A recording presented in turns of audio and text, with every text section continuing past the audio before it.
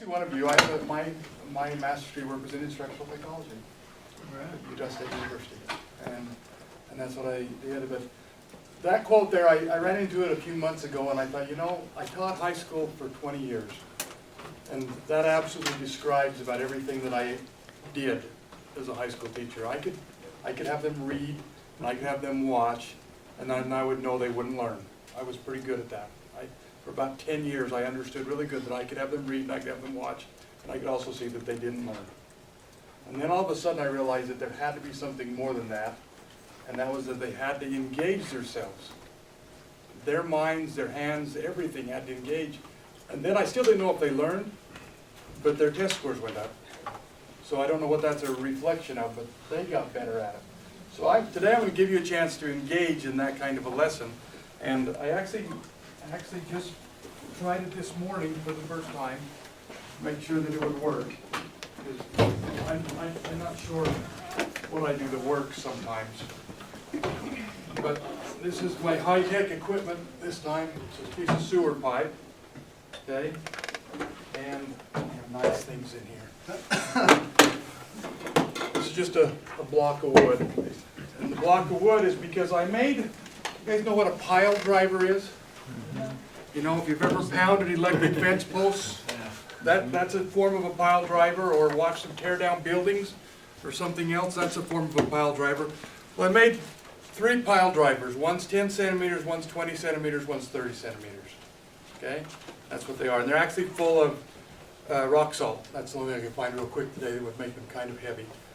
And I wonder how they package things. I'm always wondering how they learn how to package things so they don't get broke. So I thought, you know, if I took it, they're empty, the can. If I took a pile driver and I'll do it with my spine. It's over on the top of This is this. the most important thing I found. 70 cents. You need to know how much things are. I'm going to go in, no, I'm going to put it right here. I'm going to put this in at 75 centimeters, that's marked, close to 75 centimeters. I'm going to drive the pile down into the 75 centimeter spot. Then I'm going to pick it up. Your ceilings are low in here too.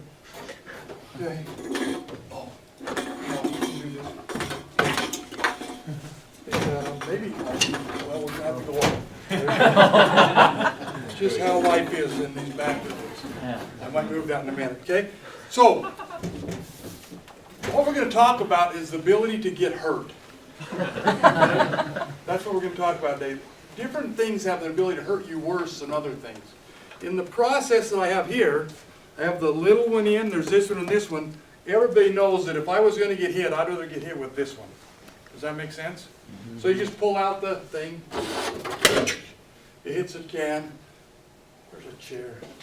You got to take out that. We just have to move that. Oh, I got it. Oh, look at that. Look at that. Okay. Set that can on. We'll just set it right here. We'll just set it right here because I think we can get something from it. So let's take another can and put it here. And that was at 75. So let's go 75 more would be what? 150? Yeah. 75 and 75, 150. So we would say that this has more ability to hurt now, right? More ability to hurt. Okay? So now we have more ability to hurt. So let's look and see what happens. Okay? What's 175, 150, what, 225? Where's that up? One more hurt to go. Put that up. Okay. This is actually really good. It just stays right there. We'll put this right here. Look at this. Can you see the more hurt? You see one hurts more than the other? You see that? Okay. More hurt. So let's go up again. So you can take the little pile, go up here, go on here, come back down. Almost to my ability to hurt. Oh. Okay. Then we have that. So we have the third can. Now look at those. Are those? Have you ever seen a graph? Okay. You guys know what bar graphs are? This is a can graph. Okay. This is a can graph. So that's the little pile driver. Let's see what the difference happens when we go up to the bigger pile driver. Okay. we jump up to the next level, and 75 centimeters again. What you see in here. How much bigger? What? How much bigger? It's about a third. Because it's 10, This is a third heavier? 10, 20, and 30 is what their lengths are. And I have more cans here. Okay. I found out that I have a secretary that hides this stuff underneath her desk. It even keeps the cans. Okay, now we're actually at the same place as this one, right? Yeah. But we changed something. We made something that's a little more massive. So we pull it. So we take it out. Oh, man. You got it finished. Something happened there. Okay, so that one's this one now. Okay, so now what do we need to go up to? 150. 150. I think you have a pretty big soda pop, Bill. I don't. I just stole it from their desk. I honestly, I went in looking for them, and she had a whole bunch of cans underneath her desk. We might find out that not all cans are created equal too. But we'll see here. There's the middle one.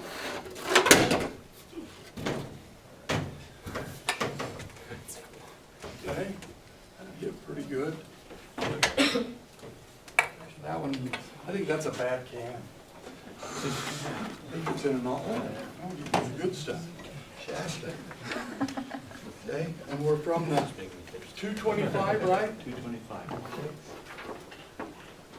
Well, you gotta write it down anyway, just to make it easy. 225. Same thing. Put it up in here. Bring it back down. See how we do at 225. Oh, Nice. can graph's gonna work pretty good, I think. Okay. Looks like that Shasta's pretty tough, but it went down. Okay. So all we have left is we need to graph 3 more data points. 3 more data points. Okay, so 75. Normally I would just tell you students to do this, but I need to get it. Don't want anyone to hurt themselves. That sounds like it's got a lot of hurt in it. Hold on, that's another can. Trained professional. Okay. There we go. Big, 3 times longer.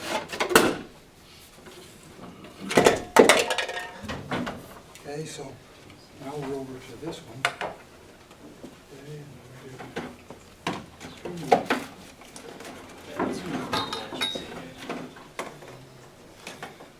75, 125, right? 150. 150.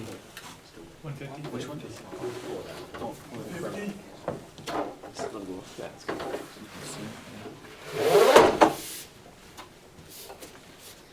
Oh, no can there yet. 150.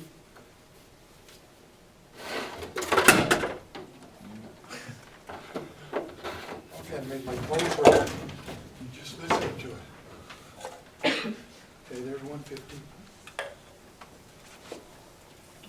And the last data point we're going to use today. 5. Big pile driver.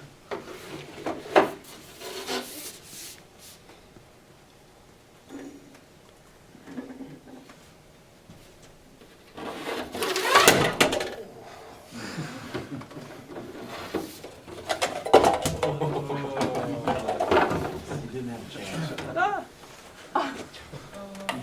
Pretty good. Okay, pretty good. Now, you gotta make this go up. How do you do that? I think it's power over here. Okay. Now, what you have is a really nice graph. You have a really nice graph there, and if you look real close, some of these cans, I wish I had used all the same cans so I knew it wasn't can problems. some of these can't see these two, maybe some on the ends. They're really close to the same squishness. So let's look at it just from a point of view. We're looking at the ability to hurt. And that's what we're going to call this, is the ability to hurt. Okay? The things that we've varied so far, we did mass. We have one that's one mass, one that's two masses, and one that's three masses. Okay? That's the, well, the other one's still in there. But the, oh, here it is. There you go. One mass, two mass, three mass. Okay? What's the other thing we varied? Well, we did height.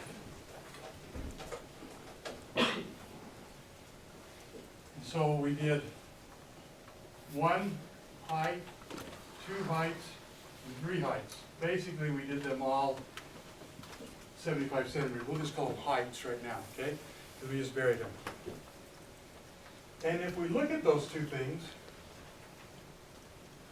if we were on the International Space Station, would this experiment work? Why?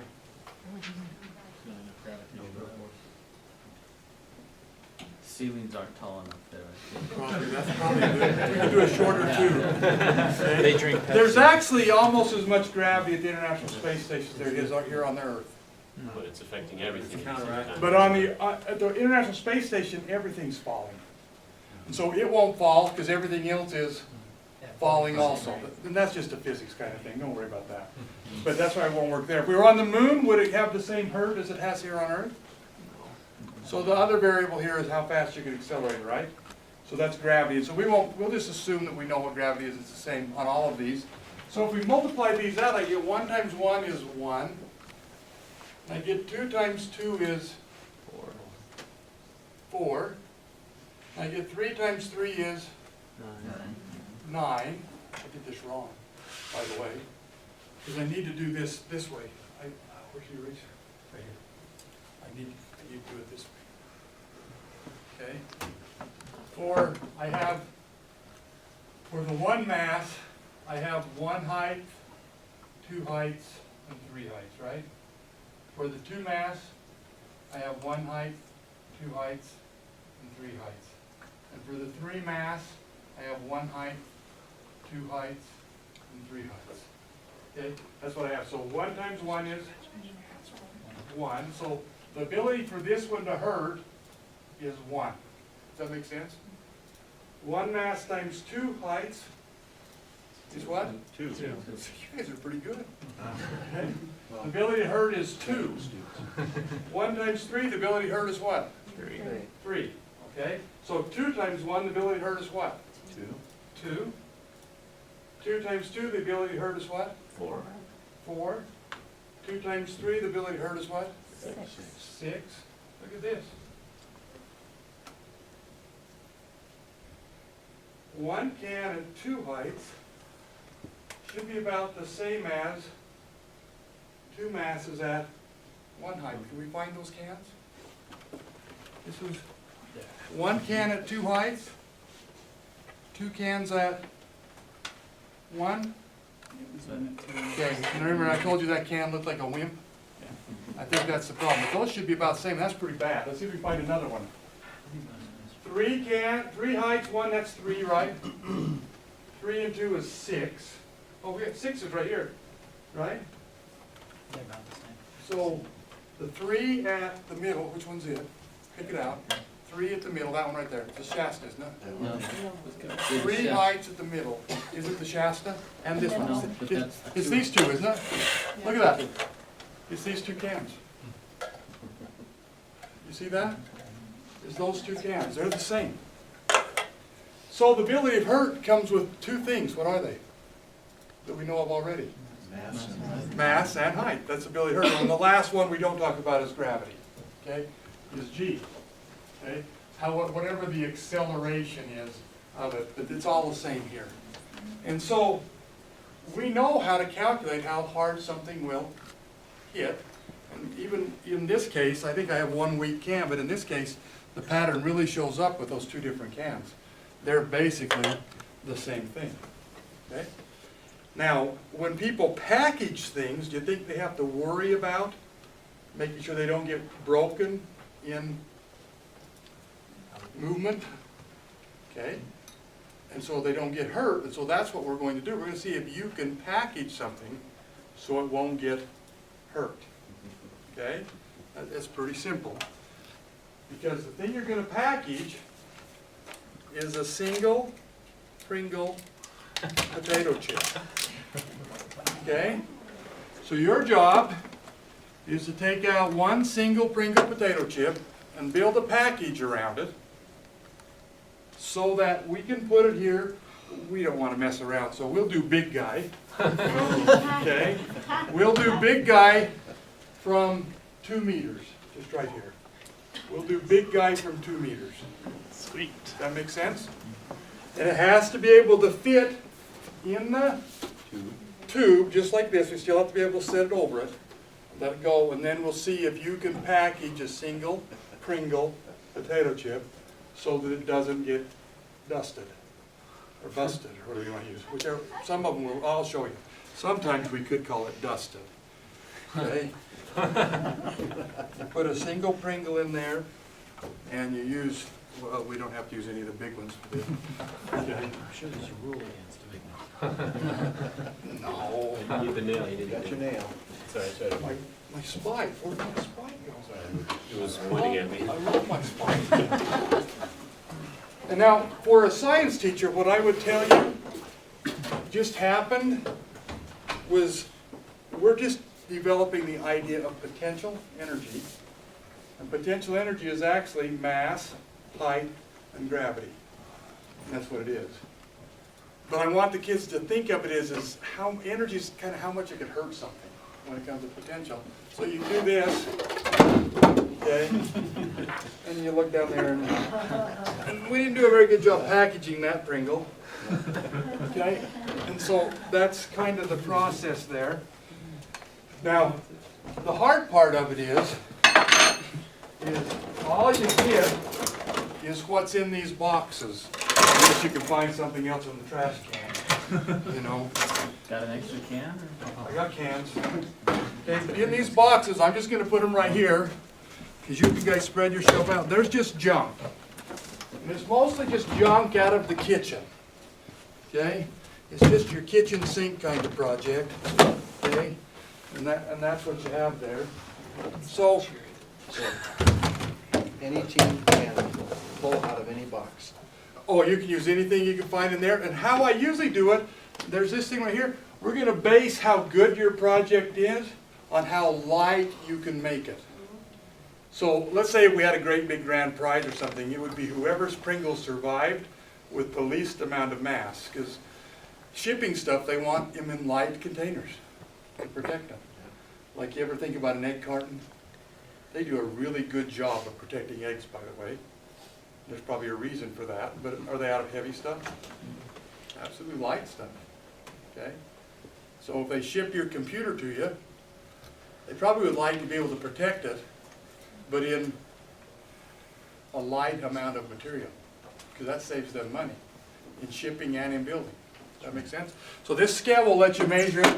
When you get ready to drop, all you have to do is write your name of your team or group you're working with, or your individual. You can have a cipher group if you want. You can do it all by yourself, okay? And just write up there, write your mass, and we'll check it, okay? All I can say is have fun. We have to do this in about 25 minutes, 20 minutes. 20 minutes. Can't use it. You can't use the tape dispensers. What? The core thing? You No, can't? no. I thought you said.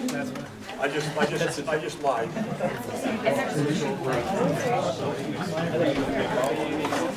That's a good idea. I was like, just like something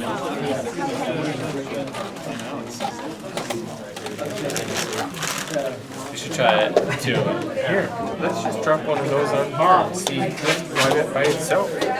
Just see. They did try to make it more than air. Is it gonna smash on the bottom? Did you guys take the whiteboard? I don't think so. As far enough No, it doesn't have to a big fit one. all of that in there. Maybe if I get, I'll try to get another set of those just to see how tall it is, and then we could. So what about like putting other marshmallows in the top of here? Yeah, that's a good idea. Let's try that. Yeah, and then let's try. Okay, go ahead and see what you got. Did it crush? It did.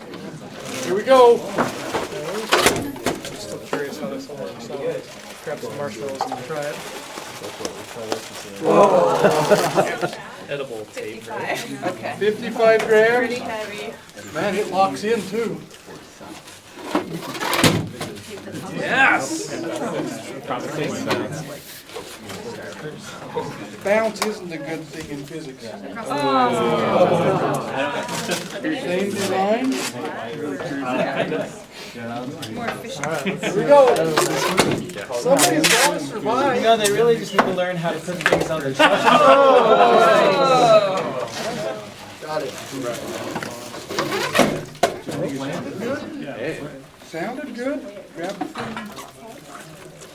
Oh, it's smashed. And do a couple pieces. Ready? Here we go. 33 grams. So hard. It sounded tasty. Go ahead. Wow. Oh, Now they were might break on tipping over. Put it in the middle.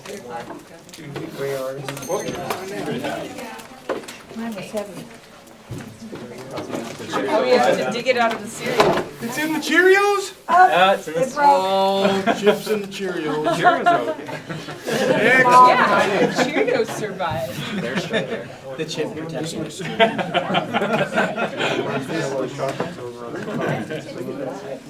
Maybe we need marshmallows on the bottom. I've looked for that one. Bouncy. That's the most wonderful thing about it. Oh, okay.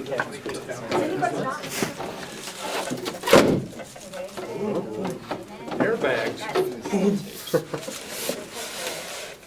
It's like, oh, they're popping a couple of. Yeah.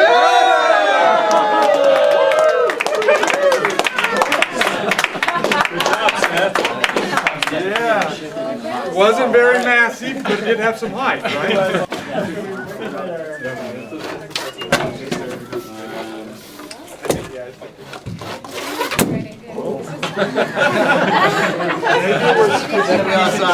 Maybe it was Clover Club.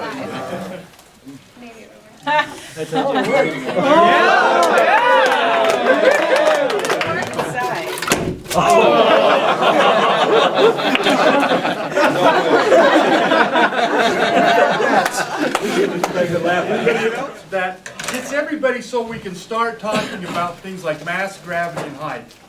Okay, so everybody in the room now has had an experience with mass, gravity, dropping, except for the one we didn't want to play. Everybody's had an experience with it, and we can look at it. There's a name for mass, gravity, and height. It's called potential energy. And if we look at the potential energies of these, the one mass, it had 10, 20, and 30. The two masses had 20, 40, and 60. These are joules, or amount of energy. And the three mass had 30, 60, and 90. So we had two that are 20, and that was the two small ones that were crushed, or the tallest ones that were crushed. We had two that were 30, that was the one Coke can crushed. Then we had two that were 60, and those are the ones that end up being the same size, because even though they were crushed with different masses from different heights, they actually still had the same ability to do something. And the ability to do something is called work, okay? So the energy had the ability to do work on the object. Now, the next question would be, which ones hit at the highest speed? You already know, you really know. The shortest ones. The highest one hit with, but did the mass have anything to do with which one hit with the highest speed? And that's an interesting thing that's really difficult, because we can now go, we've learned about potential energy now, and I'm doing this real quick, is mass, gravity, and height. Conservation of energy says that energy is neither created nor destroyed. And so either it's all potential, or right before it hits, it's all kinetic, it's all moving. Kinetic energy is where I would take you next to 1/2 mv squared, 1/2 times the mass and velocity squared. And then interesting things happen. If these two things are equal, they always have to, the total of those two things always have to be the same. Then I can put mgh equals 1/2 mv squared. And if you look at it, it doesn't matter how much mass, whether it's the one mass, two mass, or three mass, they all are gonna go the same velocity from the same height. And my kids that I work with struggle with that. That the least massive one, this one from 2 meters, will actually be going as fast as this one from 2 meters, but they know this one does more damage, a lot more damage, and they can see it with just, even just the little pop cans right here, they can see which one did the most damage. And then that comes into it, why does it do more damage? Well, it's because it does have more mass. And that's Newton's first law, that a mass that's moving wants to keep moving. So lower mass doesn't want to move as much as big mass. So now I've circled them all the way back to another thing we've already taught previously, which is why it's inertia, Newton's first law. And so I give you my PowerPoint. Most of you participated. Welcome to the electric fence generation.